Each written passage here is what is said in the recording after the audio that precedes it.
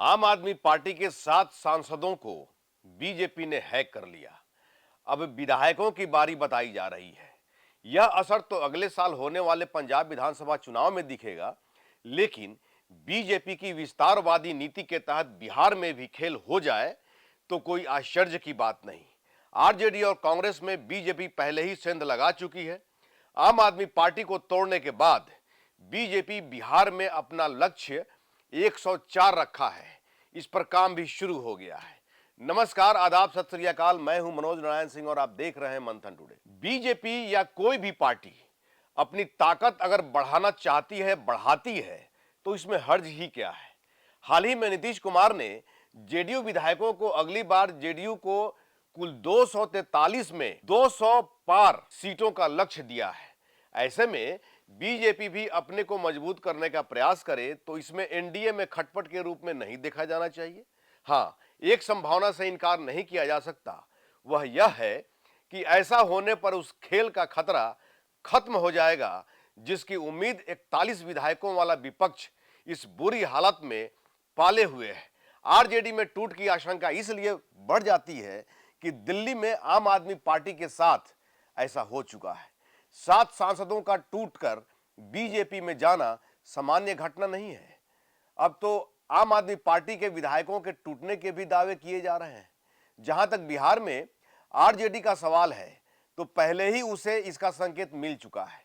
राज्यसभा चुनाव में आरजेडी के एक विधायक ने एनडीए का साथ दिया, वह भी उस बिरादरी का विधायक ने आरजेडी को धोखा दिया जिस पर आरजेडी अपना पेटेंट होने का दावा करती है।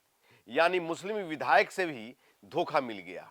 आरजेडी विधायक तेजस्वी यादव को नेता प्रतिपक्ष की कुर्सी इतनी प्यारी है कि उसके जाने के भय से वे उस विधायक को शो कॉज नोटिस तक नहीं कर पाए। इसी भय से सम्राट चौधरी के विश्वास मत के दौरान पक्ष विपक्ष के विधायकों की गिनती कराने की जरूरत भी उन्होंने नहीं समझी। राज्यसभा चुनाव में कांग्रेस के 3 विधायकों ने एनडीए का साथ दिया। तब से ही बिहार में कांग्रेस पर तलवार लटक रही है। शुक्रवार को चनपटिया के विधायक अभिषेक रंजन ने सम्राट चौधरी से उनके आवास पर मुलाकात की। शनिवार को कांग्रेस के ही एमएलसी समीर कुमार सिंह सम्राट से मिले। कांग्रेस के कुल जमा 6 विधायक हैं। 3 तो पहले ही बागी हो चुके हैं। चर्चा है कि कांग्रेस के सभी विधायक एनडीए के किसी न किसी घटक दल से सटना चाहते हैं।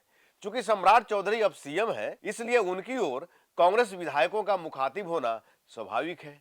इमेजिन करिए कि अगर बीजेपी ने आरजेडी में आम आदमी पार्टी की तरह विभाजन करा दिया, आरजेडी के कुल 25 विधायकों में 2/3 विधायक, मतलब लगभग 15-16 के आसपास, अगर टूटकर बीजेपी में शामिल हो जाते हैं ये विधायक, तो विधानसभा का परिदृश्य कैसा होगा।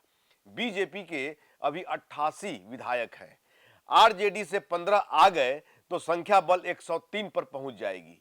नीति नवीन की खाली सीट भी बीजेपी निकाल लेती है तो संख्या बल 104 हो जाएगी।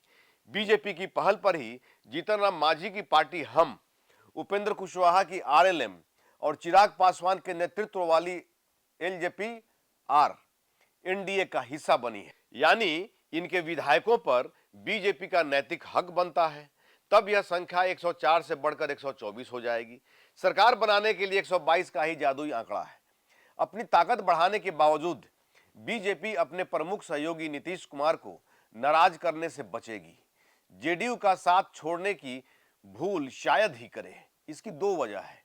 केंद्र में सरकार बनाए रखने के लिए जेडीयू के 12 सांसदों का समर्थन भी बीजेपी को जरूरत है।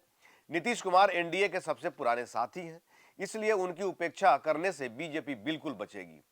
बीजेपी सरकार में जेडीयू को उसी तरह तरजीह देती रहेगी जैसा अब तक दिया है। मंत्री और उप मुख्यमंत्री का पैटर्न यथावत रहेगा।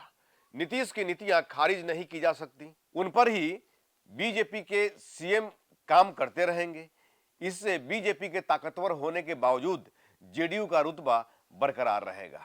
आने वाले वक्त में पता चलेगा कि बीजेपी अब आम आदमी पार्टी के बाद किसको निशाना बनाती है, लेकिन सियासत के गलियारे में चर्चा है कि अब आम आदमी पार्टी के बाद बीजेपी का शिकार आरजेडी और कांग्रेस होने वाली है। थोड़ा इंतजार करिए। ऐसा ही खबर देखने के लिए देखते रहिए मंथन टुडे। हमारे चैनल को लाइक करिए, सब्सक्राइब करिए और अधिक से अधिक लोगों तक शेयर करिए। बहुत बहुत शुक्रिया।